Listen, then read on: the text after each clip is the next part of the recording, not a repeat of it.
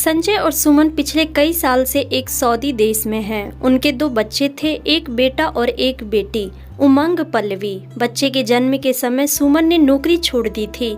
बच्चे स्कूल जाने लगे तब सुमन ने फिर से नौकरी पर जाने का मन बनाया। बच्चे की देखभाल के लिए उन्हें एक मेड रखने की जरूरत हुई जो 10 से 6 तक उनके घर में रहकर काम कर सके, स्कूल से लौटने पर उमंग की देख रेख कर सके और दोपहर का भोजन भी बना सके।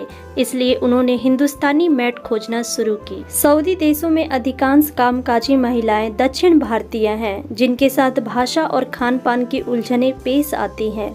इसलिए वह एक ऐसी मेड रखना चाहते हैं जो हिंदी अंग्रेजी बोल लेती हो और समझ लेती हो। उन्हें भी काम पर रखने से पहले अच्छी तरह जांच पड़ताल की जाती है कि उनके पास टूरिस्ट वीजा, डिपेंडेंट वीजा या वर्क वीजा में से कौन सा वीजा है और वीजा की मियाद क्या है।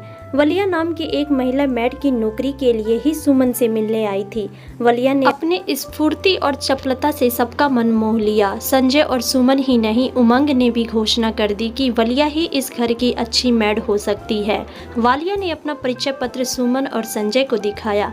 संजय ने जब उसके पासपोर्ट और वीजा के बारे में पूछा तो उसने बताया कि वह किसी के पास गिरवी रखा है। गिरवी रखा है? वालिया की यह बात सुनते ही संजय चौंक गए। बोले, तो क्या तुम किसी स्पॉन्सर के जरिए यहाँ आई हो और तुम उसकी नौकरानी हो? फिर हम तुम्हें काम पर कैसे रख सकते हैं? वालिया बोली, मैडम जी आप तो जानती ही हैं, हम जैसे लोगों को यहाँ आने का मौका देने वाले लोगों को स्पॉन्सर कहा जाता है। यहाँ कोई भी विदेशी अपनी मर्जी से काम करने नहीं आ सकता। जो लोग यहाँ पर पहले से ही पक्के तौर पर काम कर रहे हैं वही अपने निजी कामों के लिए किसी एक व्यक्ति को स्पॉन्सर कर सकते हैं। और मैडम जी स्थानीय लोग एक से ज़्यादा को। कई स्पॉन्सर तो ऐसे हैं जो काम के नाम पर ज़रूरतमंदों को बुलवा तो लेते हैं लेकिन काम नहीं देते और वर्क वीजा लगवाने की भी मोटी रकम मांगते हैं। कोई भी काम काजी चाहे पुरुष हो या महिला, काम करने के बाद कमा के ही तो उस रकम को लौटा सकते हैं और जब काम नहीं मिलता है तो हम जैसे लोग उस रकम को नहीं लौटा पाते हैं तो हमारा पासपोर्ट और वीजा उनके द्वारा अपने पास धरोहर के रूप में रख लिया जाता है। साहब जी, इस तरह हमारी मुसीबत और ज़्यादा बढ़ जाती है। अब पासपोर्ट और वीजा हमारे पास नहीं होने के कारण हम यहाँ से वापस अपने देश को लौट भी नहीं सकते। इसलिए हमारे पास बस एक ही रास्ता बचता है, वह यह है कि हम उनकी मुंह मांगी रकम कैसे भी काम करके चुकाएं और अपना पासपोर्ट और वीजा छुड़ा लें। यहाँ कोई व्यक्ति चाहे वर्क वीजा से आया हो या डिपेंडेंट वीजा से आए हुए सभी लोगों को एक आईडी कार्ड और एक बीमा कार्ड भी बनाते हैं और वही कार्ड हमारी पहचान का आधार और प्रमाणिक दस्तावेज होता है। कभी अपनी पहचान बतानी हो तो हम वही दिखाते हैं। इसलिए यहाँ रहने के दौरान बिना पासपोर्ट और वीजा के कोई मुश्किल नहीं होती। वह हमारे पास रहे या दूसरे के पास, इससे कोई फर्क नहीं पड़ता। संजय और सुमन के लिए यह जानकारी कोई नई नहीं थी। वह इस तरह की बातों से अच्छी तरह वाकिफ थे। उन्होंने ऐसे लोगों की मजबूरियों के कई किस्से इस देश में पहले भी कई बार सुन रखे थे, लेकिन अपने घर में आमने सामने किसी भुक्तभोगी के मुंह से अवश्य पहली बार सुन रहे थे। तभी अचानक से सुमन को कुछ ख्याल आया। उसने वालिया से अपना परिचय पत्र एक बार फिर से दिखाने को कहा तो एक बार फिर वालिया अपना परिचय पत्र सुमन के सामने रख देती है। सुमन ने उसे ध्यान से देखा तो उसके मन में कुछ संदेह हुआ। वह सही है या नहीं यह जानने के लिए उसने वालिया से कहा, यह तो किसी आईडी कार्ड की फोटोकॉपी लगती है, क्या ऐसा ही है या ओरिजिनल ही है? सुमन के पूछते ही एक पल को तो वालिया के चेहरे पर हवाइयाँ सी उड़ने लगी। फिर अगले ही पल वह सुमन के कदमों में आ पड़ी। रोते हुए बताने लगी, हाँ मैडम, आपने सही पहचाना, यह ओरिजिनल नहीं है, फोटोकॉपी ही है। दरअसल एक बार जब मैं अपने स्पॉन्सर को लगातार 5 महीने तक अपनी किस्त नहीं दे पाई तब उसने मुझे धमकी दी कि वह पुलिस को यह सूचना देने जा रहा है कि वह मेरे स्पॉन्सरशिप से हट रहा है। तो मैं उसकी कोई जिम्मेदारी नहीं रही। मैडम जी, अगर वो ऐसा करता है तो मुझे तुरंत देश छोड़कर जाना पड़ता और मैं वापस जाना नहीं चाहती थी। अगर मजबूरी में मुझे जाना भी होता तो भी मैं जा नहीं सकती थी क्योंकि मेरे पास ना तो अपना पासपोर्ट था और ना वीजा और वह तो यह बात कबूल करता ही नहीं कि यह दोनों उसके पास। मुझे जेल हो जाती। मैडम जी, मैं उसके सामने बहुत रोई, गिड़गिड़ाई, उसे अपनी मजबूरी बताई कि मेरे पास एक भी रुपया नहीं है। मैं जिसके घर काम करती हूँ वह मुझसे काम तो जमकर लेते हैं, पर खाने को खाना तो दूर की बात, ढंग से नाश्ता भी नहीं देते। मजबूरी में मुझे बाजार से खाना खरीद कर पेट भरना पड़ता है, तो सारी कमाई उसी में खत्म हो जाती है। तब उसने मुझ पर दया करते हुए मुझे सलाह दी कि अपना ओरिजिनल आईडी कार्ड भी मेरे पास गिरवी रखो। अब मैडम जी मरता क्या ना कर, मैंने वही किया। तो तब से मेरा ओरिजिनल आईडी कार्ड उसी के पास है। उसी ने मुझे यह फोटोकॉपी तैयार करके दी है।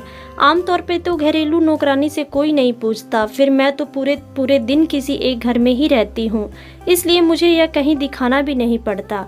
कहीं भी आने जाने के लिए मेरे पास बस का पास है, तो एक तरफ से वह आईडी का काम कर रहा है। वालिया की आपबीती ने दंपति को द्रवित कर दिया। अपने देश के लोगों की दुर्दशा पर दोनों को रोना आ गया। दोनों मन ही मन खूब रोए भी। ऐसे लोगों की हर संभव मदद करने का इरादा भी बनाया, पर चाह कर भी वालिया को मेड के रूप में काम पर रखने का फैसला नहीं कर सके। दोनों ने वालिया को समझाया, देखो हम तुम्हारे साथ पूरी सहानुभूति है, तुम हमारे बच्चे के लिए एक अच्छी मेड भी हो सकती हो, यह हम पहली मुलाकात में ही जान चुके हैं, पर फिर भी हम तुम्हें काम पर रखने का जोखिम नहीं ले सकते, क्योंकि तुम्हारे पास एक भी ओरिजिनल डॉक्यूमेंट नहीं है।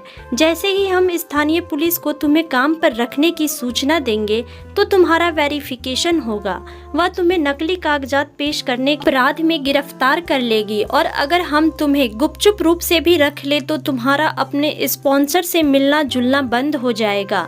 जब तुम उससे नहीं मिलोगी तब वह तुम्हारे खिलाफ शिकायत दर्ज करवाएगा। हमारे पास इतनी रकम तो है नहीं कि उतनी रकम देकर तुम्हें उससे छुड़वा ले। ऐसे में तुम तो उसी दिन यहाँ से चलती बनोगी, तब हमारे बच्चों का क्या होगा? हम दोनों में से किसी एक को नौकरी से छुट्टी लेनी पड़ेगी और अच्छे खासे बैठे बिठाए पुलिस के झंझट में पड़ जाएंगे।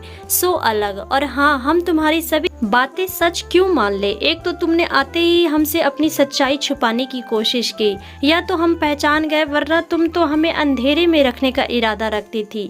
वालिया ने अब सुमन की तरफ आस भरी निगाह से निहारा और अपने शरीर पर क्रॉस का निशान बनाते हुए बोली, मैडम गॉड प्रॉमिस, मैं झूठ नहीं बोलती जैसा आप सोच रहे हैं। मैं ऐसी वैसी औरत नहीं हूँ, सच्ची हार्ड वर्कर हूँ, ईमानदार हूँ, बहुत जरूरतमंद हूँ। सुमन ने उसके दर्द को समझते हुए पीठ थपथपा कर उठाया, उसकी हिम्मत बधाई और बोली, देखो वालिया, हम तुम्हारे साथ पूरी सहानुभूति है। हम यह नहीं कह रहे हैं कि तुमने जो कुछ हमें बताया वह झूठ ही है, पर हम अपनी सहूलियत के लिए मेड खोज रहे हैं, एक और उलझन खड़ी करने के लिए नहीं।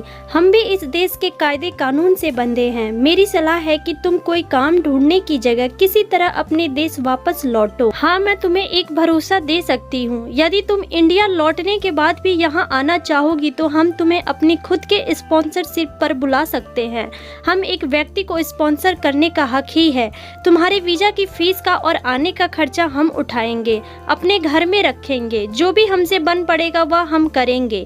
सरकारी रेट पर वेतन और सुविधाएं देंगे, क्योंकि हम जानते हैं कि तुम हमारे बच्चे के लिए अच्छी मेड साबित हो और हमें छोड़कर कहीं और जाना पसंद नहीं करोगी। वालिया विदा लेने को उठी, फिर जाते जाते रुककर बोली, मैडम जी, आप जो कह रही हैं वह सही है, पर ऐसा हो नहीं सकता, क्योंकि हमारे घर वालों के पास इतना पैसा होता तो हम यहाँ आते ही क्यों?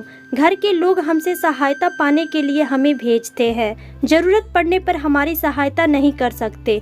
वे नहीं जानते कि हम अपना पेट काटकर उन्हें रकम भेजते हैं। हमारे रिश्तेदार हमारे साथ सहानुभूति तो नहीं, ईर्ष्या भले ही रखते हों, इसके लिए भी सारा कसूर तो हमारा ही है। हम वहां पहुंचकर उनके सामने जानबूझकर अमीरों जैसा व्यवहार जो करके दिखाते हैं।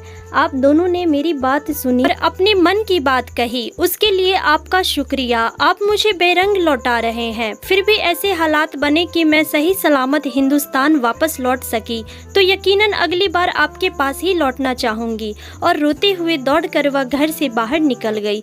अगर आपको हमारी इमोशनल स्टोरी अच्छी लगी हो तो अपने फ्रेंड्स को भी शेयर करें और कमेंट में बताएं कि आपको कैसी लगी।